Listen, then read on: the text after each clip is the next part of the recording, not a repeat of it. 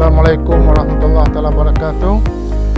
Saya Muhammad Fauzi Muhammad Zain selaku pengetua di Kompleks Tahniah Negeri Ajin. Jadi alhamdulillah hari ini kita ambil peluang dan kesempatan berkongsi dalam menyedia dan mempromosikanlah tanah campuran yang kita rasa formulasi terkini berasaskan filosofi bahawa tanah ini adalah ibu pertanian, yang mana masyarakat kita percaya bahawa dengan baja yang bagus, dengan penyubur tanaman yang bagus dalam menentukan kejayaan tanaman kita.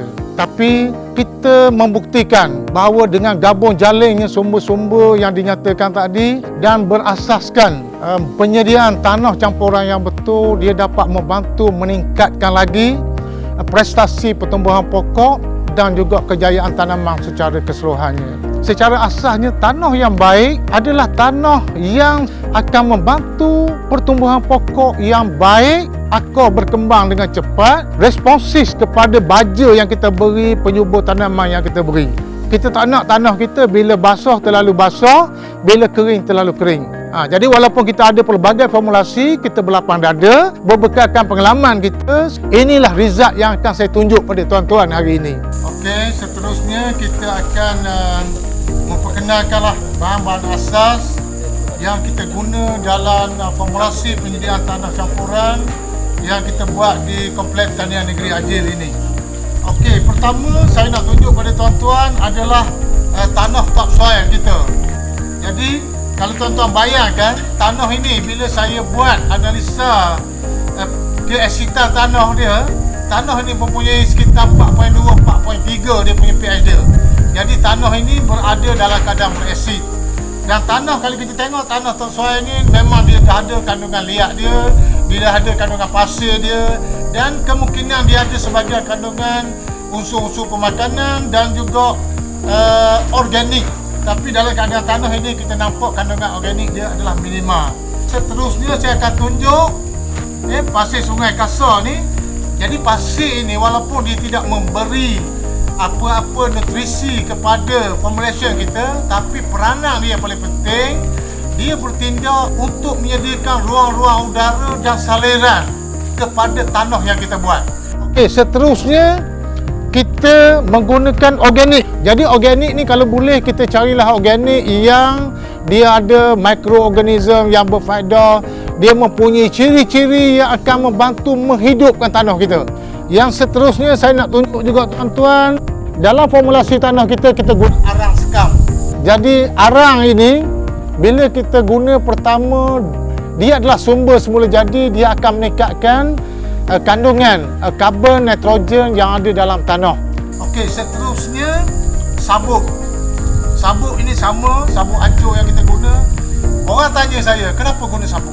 Peringkat permulaan sabuk diguna adalah untuk menstabilkan struktur tanah kita, keupayaan pegangan air kita, kombinasi pegangan arang, topsoil, pasir dan sebagainya untuk kita dapatkan satu gabungan yang mantap. Okey, seterusnya kita juga menggunakan dolomite. Ya, tuan-tuan tengok dolomite. Kenapa dolomite? Dolomite special dia adalah dia akan menstabilkan keasidan tanah. Yang keduanya, dia juga akan membekalkan unsur-unsur pemakanan. Dia ada kandungan magnesium dan juga kalsium yang akhirnya dapat diambil oleh tanaman bila tanaman berkembang. Dan seterusnya dalam formulasi kita juga, kita terus memasukkan baja subur. Baja 15-15. Jadi bagi saya tidak ada rugi kita masuk, sebab kita akan menyediakan tanah kita lengkap dengan kandungan nutrisi. Jadi pokok kita untuk 2-3 bulan kalau kita tidak buat pembajaan pun tidak ada masalah.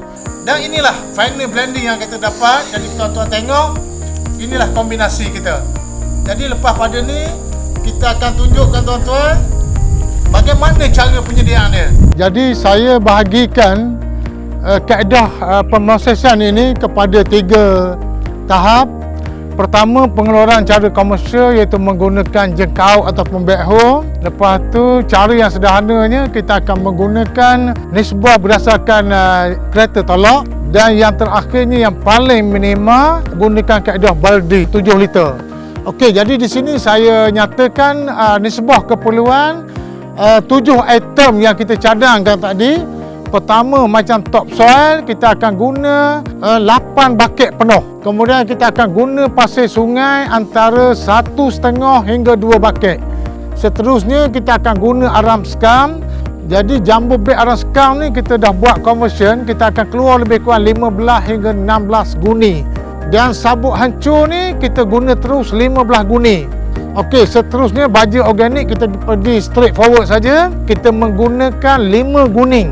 Okey, seterusnya dolomite kita guna antara 2 hingga 3 beg sekarang. Dan seterusnya baja subur 15-15 kita guna 8 hingga 10 kilo. Seterusnya kita pergi kepada pengeluaran peringkat pertengahan menggunakan kereta tolak. Kita menggunakan nisbah yang sama. Conversion dia topsoil 8.5 kereta tolak.